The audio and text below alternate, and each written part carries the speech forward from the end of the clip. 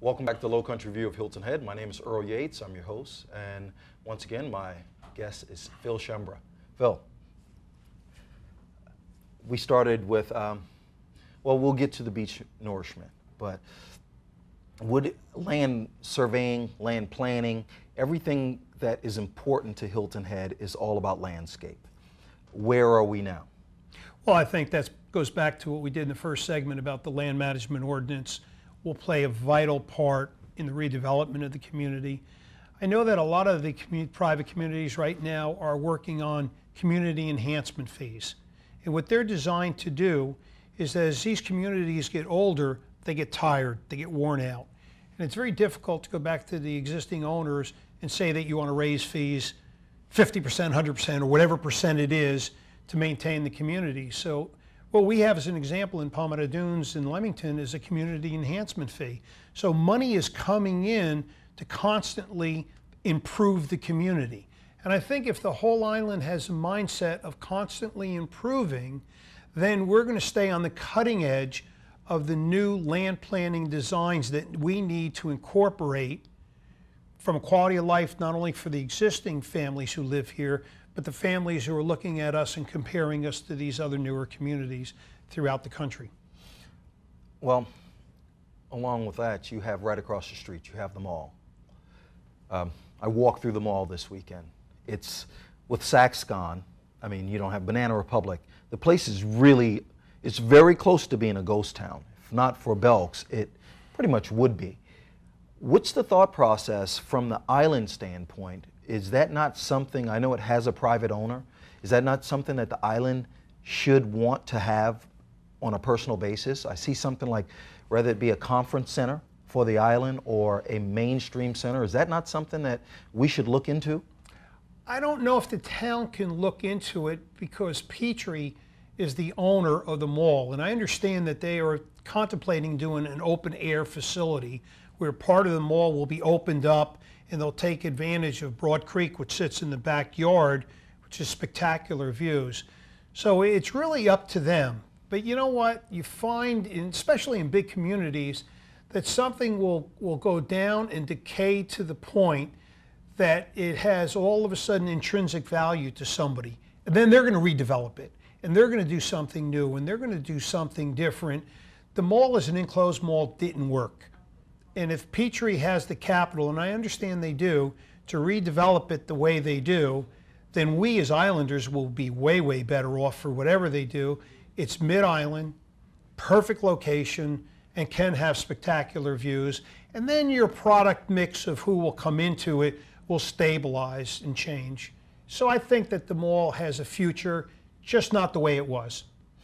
Now we also have in plan, if I'm correct, a boardwalk plan for that area from Shelter Cove, I guess would be leading, southward, I'm thinking, if I'm correct, a boardwalk plan. But I always envision, when I see that lot, you have pretty much the celebration center of Hilton Head, which is the Shelter Cove Park, which events throughout the spring and summer are constantly going on. What a perfect spot to have a waterfront view and set up the same way they have in Beaufort. I mean, it just looks so spectacular. And on Hilton Head, with the exception of being in a hotel, we really don't have any waterfront dining. Of course, you have Harbor Town, but I mean, the real beauty of Hilton Head, I think, is the marsh.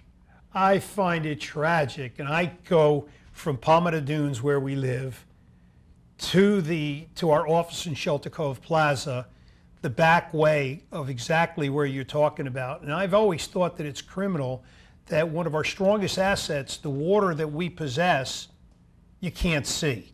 You can't see either because the developer didn't put the importance on it, or unfortunately the town won't let us clean up the property back there and open up the views. And therefore, that may be where our new mayor, new council, starts realizing we're not taking advantage of our assets. You know, I believe in keeping the environment pretty pristine, and that's what's put Hilton Head on the map.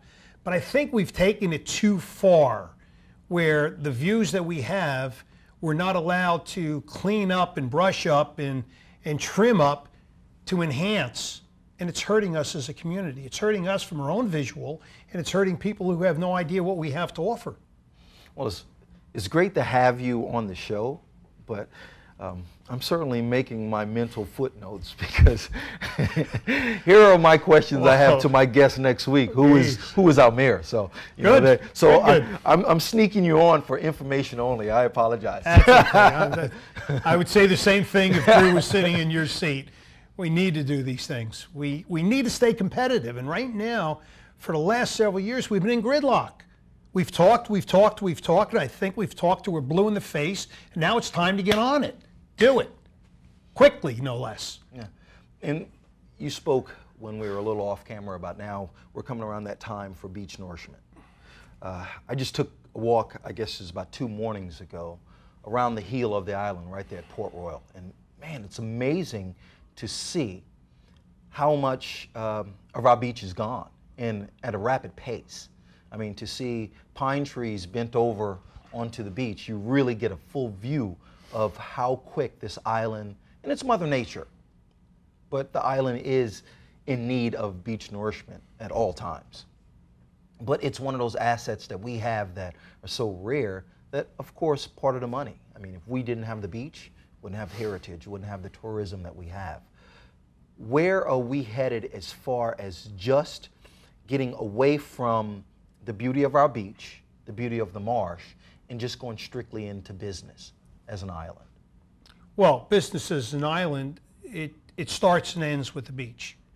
I'm proud to say, and I had chaired the beach nourishment for the Hilton Head Island Board of Realtors to help with the first beach nourishment project. What a lot of people don't realize is that Hilton Head Island today, compared to 1990, has 200 feet more of dry sand beach at high tide where we've nourished. Now, there are areas like Port Royal that need nourishment. When you live on an island, you have to invest in your future. Because remember, there's only 3 things that you can do when you live on an island. You either can retreat from the beach, which amazingly enough, DHEC and even our island package supports retreating from the beach. How in God's good name will ever exist as an island with that mentality? So you either retreat, you either harden, or you nourish. Now, the group that I represented, we said we have to nourish. And interestingly enough, Hilton Head Island last year, Fox News picked Hilton Head Island as the #1 beach in the United States. So we're doing things that are radically right in beach nourishment. We just need to expand it for some of our tow areas that are in need of it also. And when you do things like that, your reputation precedes you. We can't pay enough money for Fox to say the #1 beach in the country is here. We just now need to get Coastal Resources and DHEC to appreciate that Hilton Head is the shining light in nourishment in the country. And let's get out there and talk about it and keep working on it. And it is self-funded, by the way, through accommodations tax. Nobody in the United States self-funds beach nourishment but the town of Hilton Head. One of the more amazing views that you'll see on any beach is low tide on Hilton Head. What an amazing thing. I mean, you go so many places on the beach, and even, living in South Florida for a period of time like I did, the beach is the beach. You have the water, you have the sand, that's it. Man, on low tide, it's just amazing to see the size and the distance you have from the dunes to the beach, and also you have such beautiful packed sand. You have beach going on, you have volleyball going on. It's an entertaining center by itself, and it's easy to see why we have the most beautiful beach in the world, for that matter. It's spectacular. I've been fortunate, blessed, and lucky all in one to have lived on the ocean in Palmetto Dunes for over 25 years.